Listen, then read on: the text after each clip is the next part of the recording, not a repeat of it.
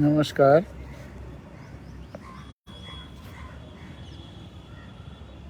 आज की भावगंगा के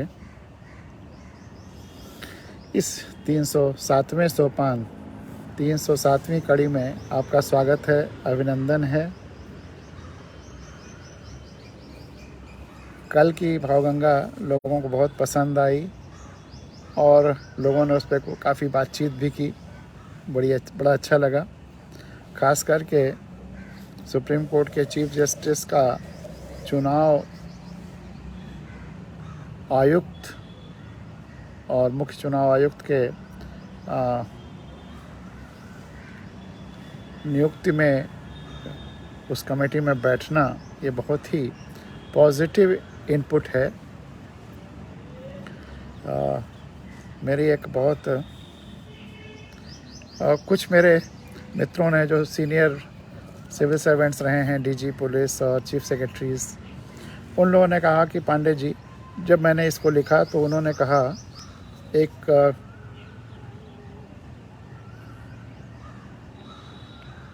कहा कि ये सुप्रीम कोर्ट के चीफ जस्टिस बैठ के भी क्या करेंगे, या लीडर ऑफ अपोजिशन उसमें बैठ के भी क्या करेंगे, क्योंकि जो नाम सरकारें भेजेंगी उन्हीं में से तो चुनना होगा। तो उन्होंने बहुत अपने अनुभव के आधार पर एक अच्छा मुद्दा उठाया, क्योंकि जिन्होंने लिखा था वो सीबीआई के एडिशनल डायरेक्टर भी कई साल रहे हैं। तो तुम्हारी शंका जायज़ है, मैंने उनको लिखा, लेकिन कमेटी सरकार द्वारा भेजे गए नामों में से एक को चुनने के लिए बाध्य नहीं होगी। यह कोई डीपीसी जैसा, डिपार्टमेंटल प्रमोशन कमेटी जैसा नहीं है कि जो नाम आए ऑफिसर्स के उस कैटेगरी में, उस जोन में, उन्हीं में से एक को प्रमोट करना है जो कंसिडरेशन जोन में आते हैं। अभी देखो आगे क्या स्वरूप बनता है। तब उन्होंने तमाम सारे उदाहरण दिए कि इनके चुनाव होते हैं और जिसमें लीडर ऑफ अपोजिशन भी शामिल किया जाता है, लेकिन फिर भी नाम तो वही सब आते हैं, जैसे इंफॉर्मेशन कमिश्नर और ये सब। तो तब मैंने उनसे कहा कि कोई ऐसा है जिसमें चीफ जस्टिस ऑफ इंडिया बैठते हों कमेटी में। तब उन्होंने उदाहरण दिया सीबीआई के डायरेक्टर के अपॉइंटमेंट में चीफ जस्टिस ऑफ इंडिया भी बैठते हैं। तो उन्होंने कहा कि उसके बाद भी अगर सरकार गड़बड़ी करना चाहती तो कर ही डालती है।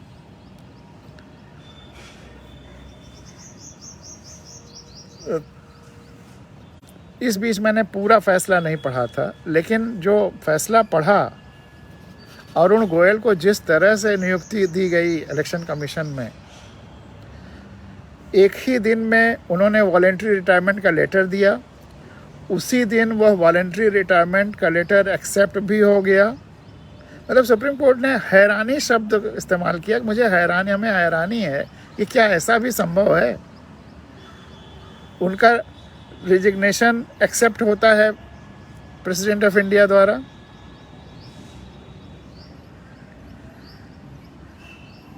उनका नाम का प्रस्ताव जाता है 4 और लोगों के साथ, उनका नाम प्राइम मिनिस्टर सेलेक्ट करते हैं, फिर उनका नाम उसी दिन फिर प्रेसिडेंट के पास भेजा जाता है अपॉइंटमेंट के लिए, और उसी दिन उनका प्रेसिडेंट से अपॉइंटमेंट भी हो जाता है। एक ही दिन में सारी घटनाएं हुई हैं, 24 घंटे में। अब इससे बड़ा कॉकस भी बहुत छोटा शब्द है, और उनको पता रहता है कि वो वॉलंटरी रिटायरमेंट लेते हैं, उनको पता है कि मेरा अपॉइंटमेंट हो ही जाना है इलेक्शन कमीशन में, इसीलिए वो वॉलंटरी रिटायरमेंट लेते हैं। उसी दिन उनको पता चलता है कि आज होने वाला है, और शाम रात तक हो जाता है। सुप्रीम कोर्ट आश्चर्यचकित है। तो जब सुप्रीम कोर्ट का चीफ जस्टिस बैठेगा उस कमेटी में अपॉइंटमेंट के, तो बहुत परिवर्तन आएंगे। सीबीआई में फिर भी एक है कि जो अपॉइंटमेंट होंगे वो किसी न किसी सिविल सर्वेंट या ब्यूरोक्रेट में से ही होंगे।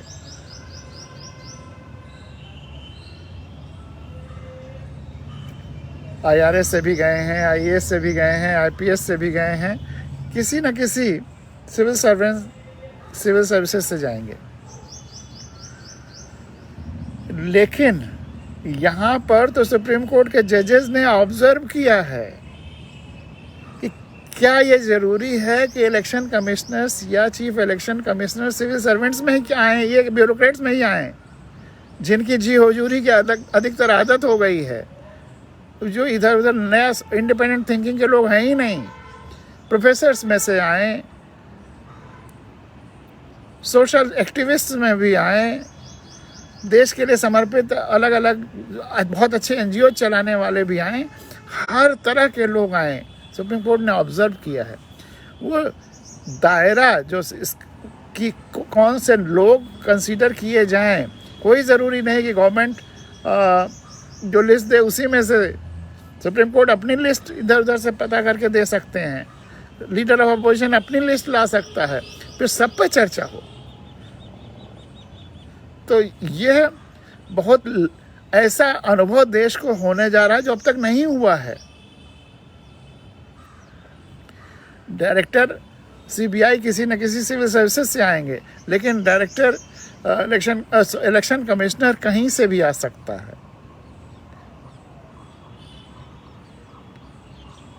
जैसे ये जो इंफॉर्मेशन कमिश्नर हैं वो कहीं से भी आ सकते हैं, लेकिन उसमें चीफ जस्टिस ऑफ इंडिया नहीं बैठते हैं, लीडर ऑफ अपोजिशन तो बैठते हैं। तो इसलिए फिर भी वहाँ थोड़ी गनीमत है। लीडर ऑफ अपोजिशन और प्राइम मिनिस्टर के बैठने से जो व्यक्ति चुना जाएगा वो 100% ऑनेस्ट हो, यह ज़रूरी नहीं है। क्योंकि अगर दोनों पार्टियां करोड़ों अरबों खर्च करके धन के आधार पर चुन करके सत्ता में आती हैं या चुनी जाती हैं, उसके लोग चुने जाते हैं, तो वो कभी नहीं चाहेंगे कि एकदम सही, एकदम ऑनेस्टी के साथ सब काम हो। ये बहुत महीन पॉइंट है। लेकिन जब उसमें चीफ जस्टिस ऑफ इंडिया भी रहेगा तो एक उसमें अद्भुत नया केमिस्ट्री बनेगी। और मेरा एक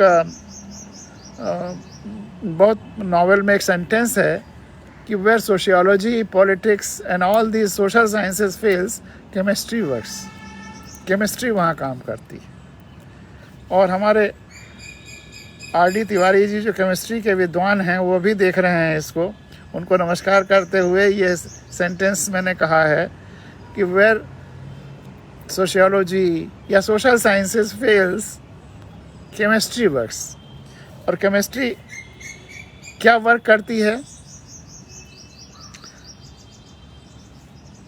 कि जो रिएक्शंस होते हैं उनमें जो एलिमेंट्स हैं एक दूसरे से रिएक्ट करके कोई नया प्रोडक्ट बनाते हैं, नई चीज़ बनाते हैं या परिवर्तन लाते हैं।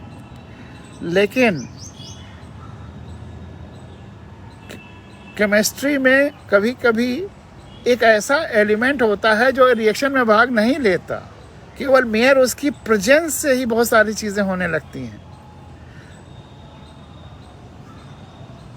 तो चीफ जस्टिस ऑफ इंडिया के उस कमेटी में प्रेजेंट होने मात्र से इतने परिवर्तन आ जाएंगे पॉजिटिव, जो हम आज विजुलाइज नहीं कर सकते।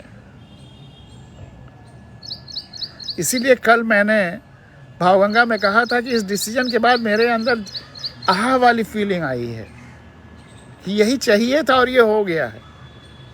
तो supreme court of chief justice of supreme court का वहाँ पे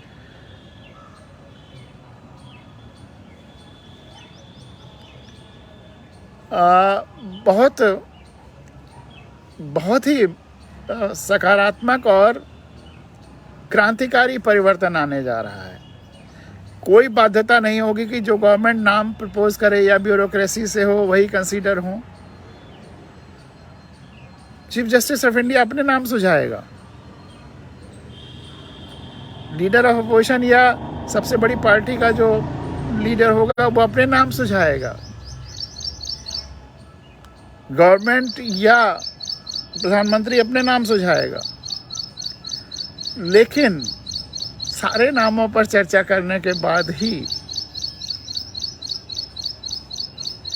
तो होगा ये डिसीजन कि कौन अब इलेक्शन कमिश्नर बनेगा, और वही फर्दर प्रमोट होकर के चीफ इलेक्शन कमिश्नर बनेगा उन्हीं में से। आर.डी. तिवारी जी ने लिखा है, गुड मॉर्निंग गिरीश जी, लिसनिंग आफ्टर मॉर्निंग योग। सुबह के योग और योगासन कर चुके हैं और उसके बाद वो देख रहे हैं। बहुत बहुत धन्यवाद। तो ये रही बातचीत जो कल के उस डिसीजन के बारे में।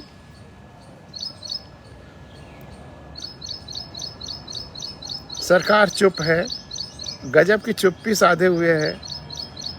अब तो सरकार की चुप्पी ही ये बताती है ये मुद्दा उसको कितना चुभा है, कितना वो उसमें सहमी डरी हुई है।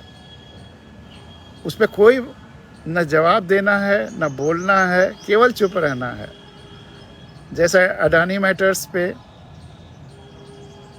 जैसे कि इस डिसीजन के मैटर पे, और अरुण गोयल को जिस तरह से इलेक्शन कमिश्नर बनाया गया, और सुप्रीम कोर्ट ने जिन कड़ी शब्दों में निंदा नहीं की है, भर्त्सना भी नहीं की है, आश्चर्य हैरानी बताई क्या ये भी संभव है किसी लाइव डेमोक्रेसी में इतना ज़्यादा घनघोर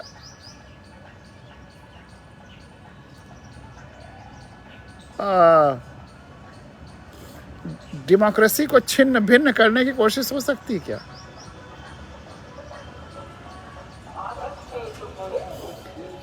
ईवीएम मशीनें पे जो आरोप लगते हैं वो सही हैं या गलत, जब तक हम नहीं जानते कुछ कह नहीं सकते। लेकिन इस तरह के इलेक्शन कमिश्नर्स की नियुक्ति लोगों के मन में भयानक भ्रम और आशंकाएं जताती है कि ज़रूर इलेक्शन ईवीएम मशीनें गड़बड़ करती होंगी, तभी तो इस तरह की हरकतें की जा रही हैं, इलेक्शन कमिश्नर्स इस तरह के नियुक्त किए जा रहे हैं। तो इसलिए आज के समय में आंखें खुली रखना बहुत ज़रूरी है। मैं बार बार यही कहता हूँ कि आंखें खुली रखना बहुत ज़रूरी है। शिक्षा का भी उद्देश्य यही है, तमसो माँ ज्योतिर्गमय, अंधेरे से प्रकाश की तरफ जाओ। लेकिन प्रकाश की तरफ अगर आंखें बंद करके गए, आंखों पर पट्टी बांध के गए, तो वो शिक्षा या वो यात्रा निरर्थक हो जाती। इसी तरह से जीवन की भी यात्रा में ज़रूरी है कि हम अपनी आंखें खुली रखें। सुनी सुनाई बातों पर, कही कहाई बातों पर, लिखी पढ़ी किताबों में लिखी बातों पर विश्वास न करें। अपनी आँखों से जब उसको देख लें तभी विश्वास करें। भावगंगा में मैं भी जो कुछ कहता हूँ आप बिल्कुल उस पर विश्वास न करिए। मैं आपको केवल फूड फॉर थॉट दे रहा हूँ। इन बिंदुओं पर विचार करिए, अगर सच पाइए तो स्वीकार करिए, अन्यथा मुझे बताइए कि आपने ये गलत कहा है, मैं उस पर विचार करूँगा। मैं खुला हूँ एकदम। मैं अपने को अंतिम सत्य नहीं मानता। मैं हमेशा परिवर्तन के लिए तैयार हूँ। भावगंगा इसीलिए नाम है कि गंगा की धारा मुड़ भी सकती है, लेकिन वह सच्चाई के आधार पर मुड़ेगी। जहाँ थोड़ा सा तल नीचे होगा वहीं बहेगी, कभी इसका उल्टा नहीं हो सकता।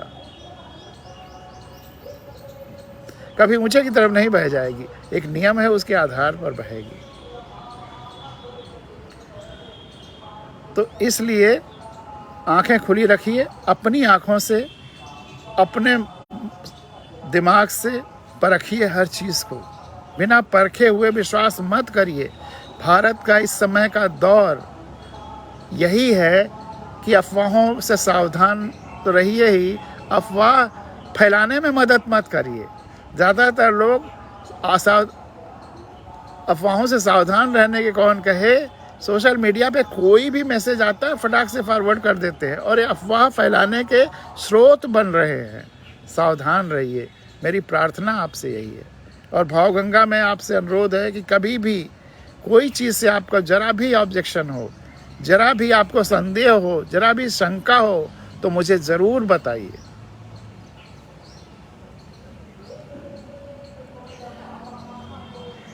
कुछ प्रतिक्रियाएं शारदा जी ने लिखा, बहुत दिनों बाद इत्तेफाक से भावगंगा सुनी, अच्छा लगा। सुप्रीम कोर्ट के फैसले से सभी खुश हैं, अच्छे लोग आएँ तो बेहतर होगा। मताधिकार को समझें और सबको समझाएं। अब सब काम तेजी से करना है। रेल मंत्री को क्या कहें, उनको ज़्यादा समझाने की कोशिश करनी होगी। मंत्री प्रधानमंत्री देश के पार्टी के नहीं हैं, देश के हैं, देश के बारे में सोचना चाहिए। शारदा, धन्यवाद शारदा जी। आप लोगों के ये जो पत्र आते हैं, मैसेजेज आते हैं, ये मुझे हौसला देते हैं और ऊर्जा देते हैं, और इस भावगंगा के प्रोग्राम को लगातार चलाए रखने का, इसको प्रवाहित करने का एक मोटिवेशन बनते हैं।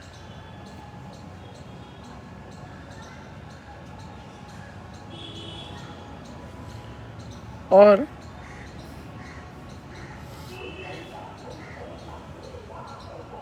एक छोटी सी कहानी है, दो छोटी छोटी कहानियाँ आपके सामने रखूँगा, और उसके बाद मैंने कहा था ना कि हेल्थ हार्मोन्स पे चर्चा करेंगे, तो अभी 10-15 मिनट हेल्थ हार्मोन्स पे चर्चा करेंगे, लेकिन उसके पहले दो छोटी छोटी कहानियाँ। ये आई है कहीं से, तो ये मेरी ओरिजिनल नहीं है। शीर्षक है, बिना मोबाइल वाली माँ चाहिए। बिना मोबाइल वाली माँ चाहिए। 5वीं कक्षा के छात्रों से बात करने के बाद शिक्षक ने एक निबंध लिखने को दिया कि वे कैसी माँ पसंद करते हैं। सभी ने अपनी माँ की प्रशंसा करते हुए विवरण लिखा। उसमें से एक छात्र ने निबंध पाठ का शीर्षक लिखा, ऑफलाइन माँ। ऑनलाइन नहीं, ऑफलाइन माँ। हमेशा ऑनलाइन रहने वाली माँ नहीं चाहिए। तो उसने लिखा, मुझे माँ चाहिए, पर मुझे ऑफलाइन माँ चाहिए। मुझे एक अनपढ़ माँ चाहिए जो मोबाइल का इस्तेमाल करना नहीं जानती हो, लेकिन मेरे साथ हर जगह जाने को तैयार और आतुर हो। मैं नहीं चाहता कि माँ जीन्स और टी शर्ट पहने, बल्कि छोटू की माँ की तरह साड़ी पहने। मुझे एक माँ चाहिए जो बच्चे की तरह गोद में सिर रखकर मुझे सुला सके। मुझे माँ चाहिए, लेकिन ऑफलाइन। उसके पास मेरे और पिताजी के लिए मोबाइल की तुलना में अधिक समय हो। उसके पास मेरे और मेरे पिताजी के लिए मोबाइल की तुलना में अधिक समय हो। ऑफलाइन माँ हो तो पिताजी से झगड़ा नहीं होगा। जब मैं शाम को सोने जाऊंगा तो वीडियो गेम खेलने के बजाय वो मुझे एक कहानी सुनाकर सुलाएगी। माँ, आप ऑनलाइन पिज़्ज़ा ऑर्डर मत कीजिए, घर पर कुछ भी बनाइए। पापा और मैं मज़े से खाएंगे। मुझे बस ऑफलाइन माँ चाहिए। इतना पढ़ने के बाद पूरी क्लास में मॉनिटर सहित कई बच्चों के रोने की आवाज़ सुनाई दी। हर एक छात्र और क्लास टीचर की आंखों से आंसू बह रहे थे। माँ, मॉडर्न रहो, लेकिन अपने बच्चे के बचपन का ख्याल रखो। मोबाइल की जगह से बच्चों को दूर मत करो। यह बचपन कभी वापस नहीं आएगा। हर चीज़ का सकारात्मक प्रयोग करना है, उसमें डूब नहीं जाना है। मोबाइल एक सहयोगी के रूप में कार्य करने में मदद करने के लिए है, लेकिन वह समय गंवाने के लिए, समय बर्बाद करने के लिए या समय का डिसप्रपोर्शनेट इस्तेमाल उसके साथ करने के लिए नहीं है। अपने ही बच्चों का बचपन छीनने वाली कथित मॉडर्न माँओं और सारी माँओं को समर्पित यह कहानी है। और फिर अंत में जिस राइटर ने भेजा है उसने लिखा, ये कहानी नहीं, सत्य घटना है। जो भी हो, ये कहानी हमें सोचने को मजबूर करती है बहुत सारे बिंदुओं पर।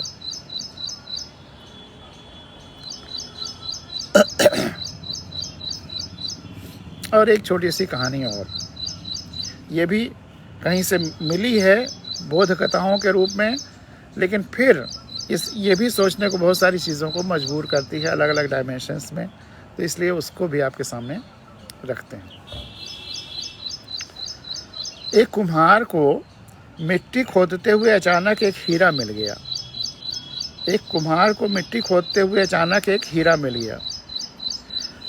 उसे हीरे की पहचान थी नहीं, तो उसने उसको चमकदार शीशा या चमकने वाली कोई चीज़ समझी और अपने गधे के गले में बांध लिया। एक दिन बनिए की नज़र गधे के गले में बंधे उस हीरे पर पड़ गई, लेकिन वो बनिया भी पहचानता नहीं था। उसको भी अच्छा लगा चमकदार चीज़, कहा कि गधे के गले में से अच्छा कि मेरी दुकान पे कहीं रहे। तो उसने कुम्हार से उसका मूल्य पूछा। कुम्हार ने कहा 1.25 सेर गुड़। बनिए ने भी उस हीरे को एक चमकीला पत्थर समझा था, लेकिन अपनी तराजू की शोभा बढ़ाने के लिए उसकी डंडी से बांध दिया। उसने कहा गधे को कौन रोज़ देखेगा, हमारी इस डंडी में बंधा रहेगा, तराजू के इतने लोग आते जाते हैं दुकान पे सब। एक दिन एक जौहरी की नज़र बनिए के तराजू पर पड़ गई। उसने बनिए से उसका दाम पूछा। अब वो जौहरी तो जानता था कि ये तो हीरा है, चौंक गया था। बनिए ने कहा 5 रुपए। जौहरी कंजूस व लालची था, हीरे का मूल्य केवल 5 रुपए सुनकर समझ गया कि बनिया इस कीमती हीरे को एक साधारण पत्थर का टुकड़ा समझ रहा है। वो उससे भाव ताव करने लगा। 5 नहीं 4 रुपए ले लो। बनिए ने मना कर दिया, क्योंकि उसने 4 रुपए का 1.25 सेर गुड़ देकर खरीदा ही था। जौहरी ने सोचा कि इतनी जल्दी भी क्या है, कल आकर फिर कहूँगा, यदि नहीं मानेगा तो 5 रुपए देकर खरीद लूँगा। संयोग से 2 घंटे बाद एक दूसरा जौहरी कुछ जरूरी सामान खरीदने उसी बनिए की दुकान पर आया। तराजू पर बंधे हीरे को देखकर वो चौंक गया। उसने सामान खरीदने के बजाय उस चमकीले पत्थर का दाम पूछ लिया। बनिए के मुख से 5 रुपए सुनते ही उसने झट जेब से निकालकर उसे 5 रुपए थमाए और हीरा लेकर खुशी खुशी चल पड़ा। अब देखिए कहानी और शुरू होती। दूसरे दिन वह पहले वाला जौहरी बनिए के पास आया। 5 रुपए थमाते हुए बोला, लाओ भाई 2 वह पत्थर। बनिया बोला, वह तो कल ही एक दूसरा आदमी 5 रुपए में ले गया। कल ही एक दूसरा आदमी 5 रुपए में ले गया, उसे क्या पता कि जौहरी था या ये भी जो आया ये भी जौहरी है। यह सुनकर जौहरी ठगा सा महसूस करने लगा। अपना गम कम करने के लिए, अब इतनी बड़ी उसके तकलीफ की बात की, एक 5 रुपए में आता आता इतना बड़ा हीरा चला गया। अब वो इस दुख से तड़फड़ा रहा था और अपने अंदर बर्दाश्त नहीं कर पा रहा था। उसने कहा चलो किसी से तो साझा कर लें। जब आदमी बहुत दुखी होता है या बहुत सुखी होता है तो उसको शेयर करना चाहता है किसी से, और दुख बांटने से कम होता है। कहते हैं दुख बांटो तो आधा हो जाता है और सुख बांटो तो दुगना हो जाता है। तो उसने उस दुख को बांटना चाहा।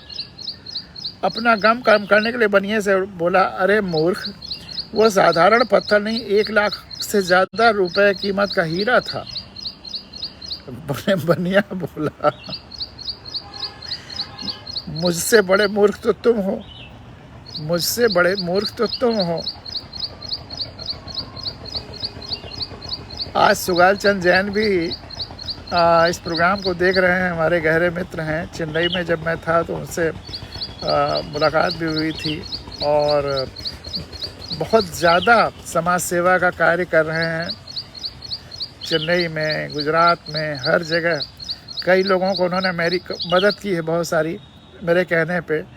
तो सुगाल चंद जैन जी का स्वागत है इस प्रोग्राम में, और ये कहानी भी उन्हें अच्छी लग रही होगी। शायद ये बातें भी मेरी इलेक्शन कमीशन की भी अच्छी लगी होंगी।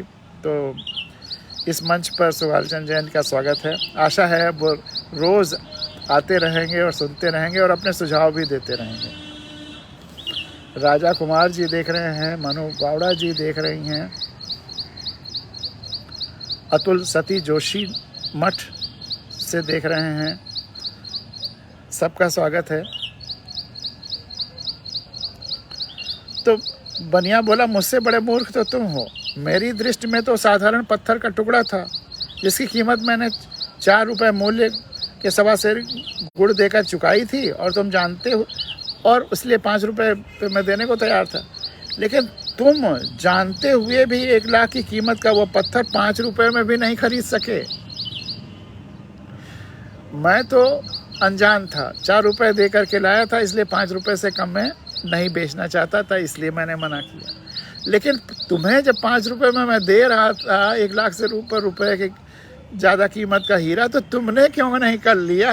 तो मूर्खता तो तुम्हारी है और तुम मुझे मूर्ख कह रहे हो। तो मुझसे बड़े मूर्ख तो तुम हो। मेरी दृष्टि में तो साधारण पत्थर का टुकड़ा था जिसकी कीमत मैंने 4 रुपये मूल्य के 1.25 सेर गुड़ देकर चुकाई थी। पर तुम जानते हुए भी 1 लाख की कीमत का वो पत्थर 5 रुपये में भी नहीं खरीद सके। तो हमारे जीवन में भी अक्सर ऐसा ही होता है। हमें हीरे रुपये सच्चे शुभचिंतक मिलते हैं, सच्चा ज्ञान सत्य का आभास होता है, सच्चा सुझाव मिलता है, लेकिन हम उसको अस्वीकार कर देते हैं। लेकिन अज्ञानतावश पहचान नहीं कर पाते, या बंद आँखों की वजह से उसे पहचान नहीं पाते, या भ्रम की वजह से नहीं पहचान पाते, या हमारे पुराने अंधविश्वासों का वो पर्दा पड़ा रहता है दिमाग पे कि जिसकी वजह से वह पहचान नहीं पाते और उसकी उपेक्षा कर बैठते हैं। जैसे इस कथा में कुम्हार और बनिए ने की। कभी पहचान भी लेते हैं तो अपने अहंकार के चलते तुरंत स्वीकार नहीं कर पाते, इंतज़ार करने लगते हैं और इसी इंतज़ार में कहीं वो और चला जाता है या हमारा नुकसान हो जाता है। तो कभी पहचान भी लेते हैं तो अपने अहंकार के चलते तुरंत स्वीकार नहीं कर पाते और परिणाम पहले जौहरी की तरह हो जाता है और पश्चाताप के अतिरिक्त कुछ हासिल नहीं होता। तो इसलिए हमें अपनी आंखें खुली रखनी है, सही चीज़ों को पहचानना है और उन व्यक्तियों को भी पहचानना है जो हमेशा सही सुझाव ही देंगे, कभी स्वप्न में भी गलत सुझाव नहीं देंगे। ऐसे लोगों के ही अपना मित्र बनाइए, ऐसे लोगों के संपर्क में ज़्यादा रहिए। भ्रम पैदा करने वाले, निहित स्वार्थ वाले, गलत रास्ता दिखाने वाले, गलत लोगों की तारीफ करने वाले, अफवाह फैलाने वाले, बिना सोचे समझे आपके पास तमाम सारे उटपटांग गलत मैसेजेस भेजने वाले, उनसे बच के रहिए। तो ये एक कहानी के माध्यम से वो बात थी। और देखिए चिड़ियाँ खूब आज चहचहा रही हैं। पता नहीं इधर कई दिनों से जो प्रोग्राम नहीं हुआ था, तो अब जब आती हैं देखती हैं तो फिर खूब बोलती हैं, कहती हैं तुम अकेले अकेले भावगंगा सुनाए जा रहे हो, अब मैं भी सुनाऊंगी। देखिए किधर किधर से क्या क्या आवाज़ें लगातार आ रही हैं। और अब चर्चा करेंगे हेल्थ हार्मोन्स पर। इस पे तो बहुत विस्तार से बहुत देर तक चर्चा की जा सकती है, लेकिन 10-15 मिनट में संक्षेप में आज 4 हार्मोन्स पे चर्चा करेंगे। इसका 2 प्रोनाउंसिएशन है, डोपामाइन और डोपामीन, जो भी आप चाहें कर सकते हैं। दूसरा है सेरोटोनिन, तीसरा है ऑक्सीटोसिन और चौथा है एंडोर्फिन। ये चारों हम लोगों के दिमाग में, ब्रेन में जनरेट होते हैं। इनको न्यूरोट्रांसमीटर्स भी कहते हैं। ये नर्व्स को भी एक्टिवेट करते हैं और हमारा दिमाग और हमारे जो बॉडी के अलग अलग ग्लैंड्स हैं, वह सब एक ड्रग फैक्ट्री हैं। पूरा मतलब जितने तरह की दवाओं की ज़रूरत हमारे शरीर को है, हमारा शरीर हर तरह की, हर मर्ज की दवा पैदा करने में सक्षम है। ईश्वर की इतनी विलक्षण रचना है शरीर कि कोई ऐसी बीमारी ही नहीं है जिसकी दवा यह शरीर न बनाता। हर तरह के इन्फेक्शन को ठीक करने की दवा बनाता है, हर तरह की बीमारी दूर करने की दवा बनाता है। कोई कहीं कटता फटता है तो फिर उसी तरह का चमड़ा बना देता है, उसी तरह के सहारे जितना जैसा रहता पहले, कटने के बाद फिर वैसा ही सब कुछ भर देता। ऊपरी चमड़े पर भले ही स्कार रह जाते हैं, लेकिन बाकी सब ठीक उसी तरह से बना देता है। हड्डी भी टूटती है तो स्वतः जुड़ जाती है, डॉक्टर का काम उसे सेट कर देना है। खून के माध्यम से वो सारी दवाएं भी भेजता है और उनको जोड़ने का जो चीज़ें चाहिए जोड़ने के लिए वो भी भेजता है।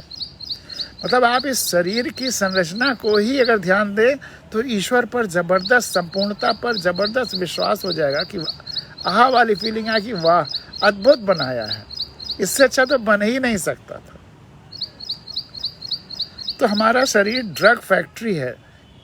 ड्रग दवाएं, जितनी तरह की दवाएं दुनिया भर में बनती हैं, वह सब हमारा शरीर बनाता है।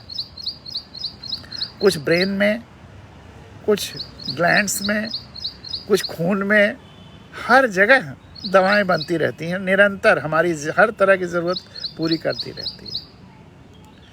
तो ईश्वर, और जो टीका लगाने का सिद्धांत है वो भी इसी सिद्धांत पर है कि हमारा शरीर हर मर्ज से लड़ने की दवा बनाता है।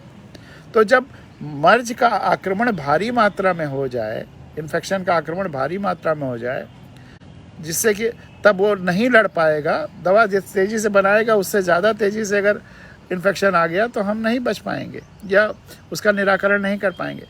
लेकिन इसके लिए ज़रूरी है कि मर्ज का थोड़ा सा, जो भी भयानक मर्ज हैं उनका थोड़ा सा इंजेक्शन, थोड़ी सी मात्रा उस इन्फेक्शन की या उस विषाणु की या उस विष की शरीर में डाल दिया जाए, तो अब हमारी ड्रग फैक्ट्री एक्टिवेट हो जाएगी, उसको निषेध करने की, उस विषाणु को मारने की, उस विष को मिटाने की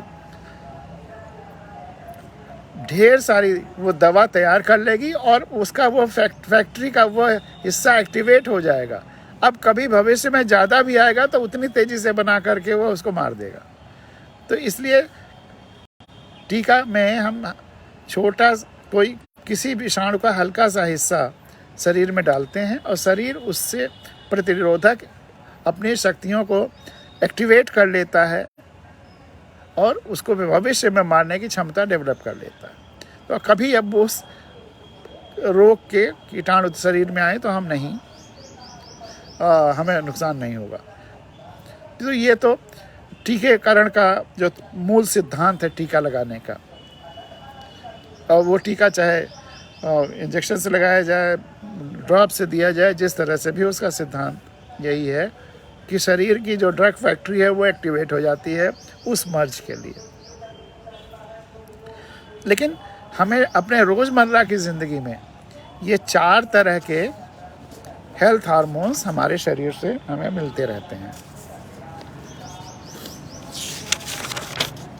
तो पहला है डोपामीन या डोपामाइन। ये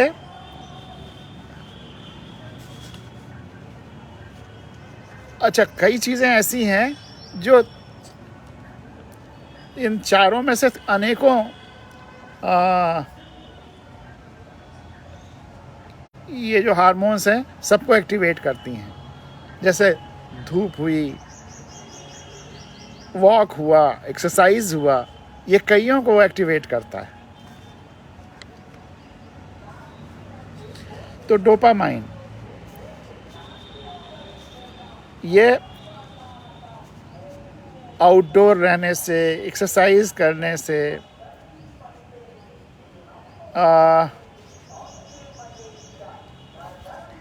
आपको जो पसंद है वो एक्टिविटी करने से, सफलता पाने से, अगर आप कोई बहुत बड़ा काम करना चाहते हैं तो उसको टुकड़ों टुकड़ों में, कई हिस्सों में बांट करके एक एक हिस्से में करते जाएं, तो हर हिस्से के समाप्ति पर आपको डोपामाइन मिलेगा, रिलीज़ होगा।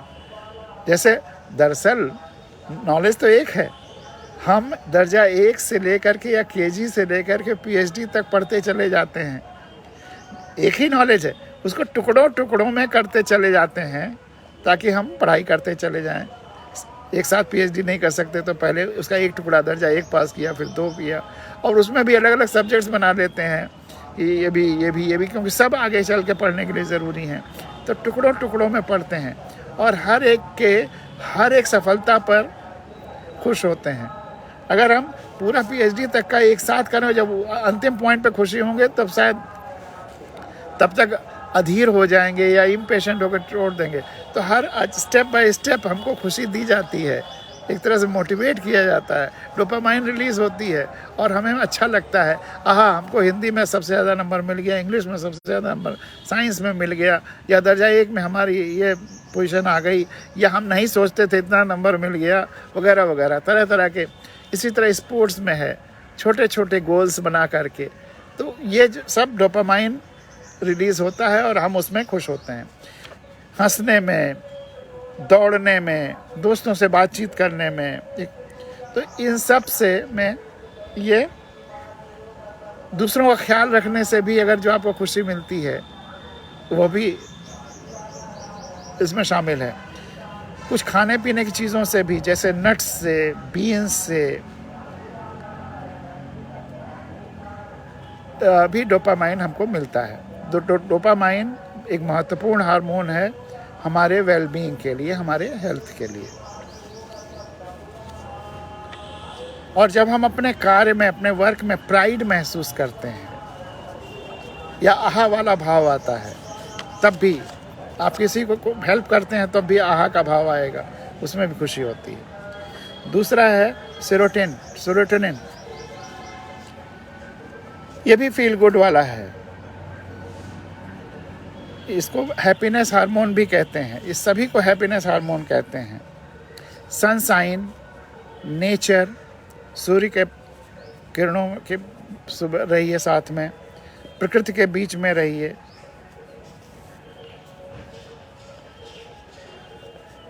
इससे आपको खूब भूख लगेगी, नींद अच्छी आएगी, मूड हमेशा अपलिफ्टेड रहेगा, मूड खिला खिला सा रहेगा, डाइजेशन आपका अच्छा रहेगा। लेकिन इसके लिए आपको क्या क्या चाहिए? सनशाइन बताया, नेचर के करीब बताया, बैलेंस डाइट लीजिए,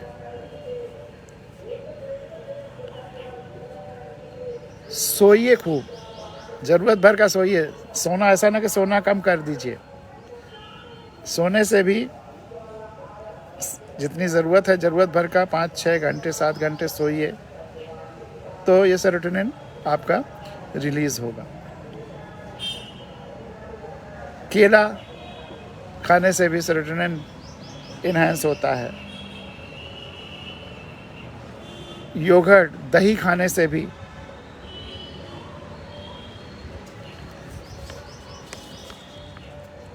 कार्बोहाइड्रेट्स वैसे तो वेट बढ़ाते हैं, लेकिन कार्बोहाइड्रेट्स की कुछ मात्रा ज़रूर खानी चाहिए सेरोटोनिन के लिए। तो वही बैलेंस डाइट, ये नहीं कि कोई चीज़ एकदम छोड़ दीजिए। तीसरा है ऑक्सीटोसिन। इसको लव हार्मोन भी कहते हैं, लेकिन लव के अलावा बहुत सारे डायमेंशंस में से भी यह रिलीज़ होता है। टचिंग से, आप दोस्त से हाथ मिला रहे हैं, आलिंगन ले रहे हैं, दोस्त से अपने पेट्स से प्यार कर रहे हैं, पेड़ों पौधों वनस्पतियों से प्यार कर रहे हैं, आप पेड़ को छूइए, पेड़ को भी लिपट लीजिए, तब भी ऑक्सीटोसिन रिलीज़ होता है। मसाज, बॉन्डिंग, सबसे जुड़ाव महसूस करिए, तब भी फिजिकल अफेक्शन से भी, एक्सरसाइज से भी, और सेल्फ मसाज करने से भी।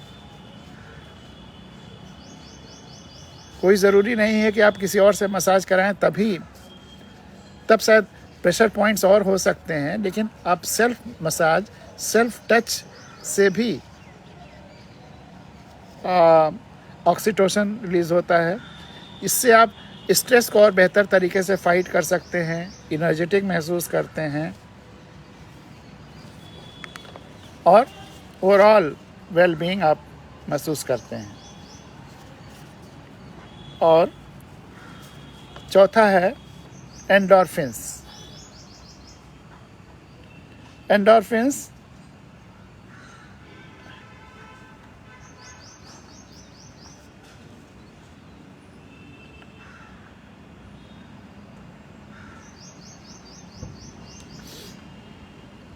ये एक तरह से पेन किलर है आपकी बॉडी का।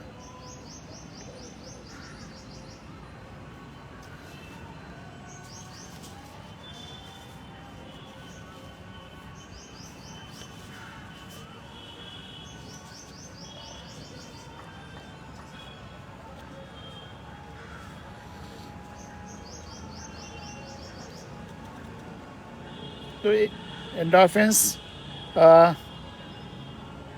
यूफोरिया की फीलिंग आती है इससे, ये बॉडी में पेन को कम करता है। आप हाई फील करते हैं, आप इलेटेड फील करते हैं, आप बहुत अच्छा फील करते हैं, खुश फील करते हैं। और हंसने से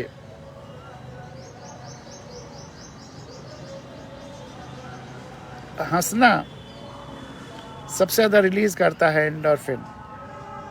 एक किताब है एनाटॉमी ऑफ एन इलनेस। एक व्यक्ति बीमार था और उससे कहा गया कि डॉक्टर्स ने कहा कि अब तुम 5-6 महीने से ज़्यादा नहीं मरोगे। तो उसने कहा जब मरना ही है तो मैं हंसते हुए मरूं। तो उसने जितने तरह के हंसुड़ व्यक्ति थे उनको इनवाइट करता था, हंसने वाली मूवी देखता था और जोक्स सुनता सुनाता था। तो वो पूरा 6 महीने हंसते हुए उसने गुजारने की ठानी और वैसा ही रहने लगा और धीरे धीरे करके वो ठीक हो गया।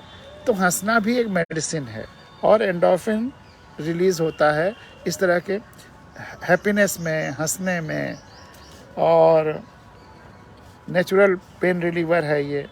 इसमें योग से भी, एक्सरसाइज से भी, काइंडनेस से भी, दूसरों की मदद करने से भी, वॉक करने से भी और यह रिलीज़ होता है। तो ये सब डिफरेंट डायमेंशंस थे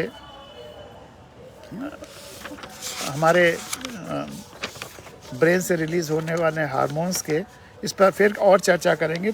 3 और हार्मोन्स हैं जिस पे आज नहीं फिर चर्चा करेंगे। मेलाटोनिन जो एजिंग कम करता है और लॉन्ग लाइफ के लिए ज़रूरी है। एड्रेनलिन जो किडनी से रिलीज़ होता है और हमें बड़े विलक्षण कार्य करने की शक्ति देता है। और मॉरफिनेफ्रिन, इसका तो बड़ा लंबा शब्द है। मॉरफिनेफ्रिन, इसको और ज़रा सही इसका प्रोनाउंसिएशन देख करके अगली बार बताएंगे। तो ये है। लेकिन सबसे बड़ी चीज़ है कि हमारी डाइट में फ्रूट्स का परसेंटेज बढ़ना चाहिए, बैलेंस डाइट होना चाहिए। बहुत सारे मर्ज का जो मेन होता है, जो जड़ होती है, वो कब्जियत होती है। और अगर आप फल खाएं खूब तो कभी कब्जियत नहीं होगी। 2 सेब रोज़ खा लिया करिए, तब भी कब्जियत नहीं होगी, कभी नहीं होगी। तो फल खूब अच्छी मात्रा में आपके डाइट में शामिल होना चाहिए। मैं भी कोशिश करता हूँ कि यथासंभव फल खाऊं। अगर घर से बाहर जा रहा हूँ और मौका है तो केवल फलाहार करके भी रह लेते हैं तो बड़ा आनंद आता है। तो फल खूब खाइए और ज़िंदगी में हर तरह का बैलेंस बना रहे। दूसरों के, जो मैं कहता हूँ कि संपूर्ण ब्रह्मांड से जुड़ाव महसूस करिए। संपूर्ण ब्रह्मांड से जुड़ाव महसूस करेंगे तो चारों हार्मोन आपके रिलीज होंगे।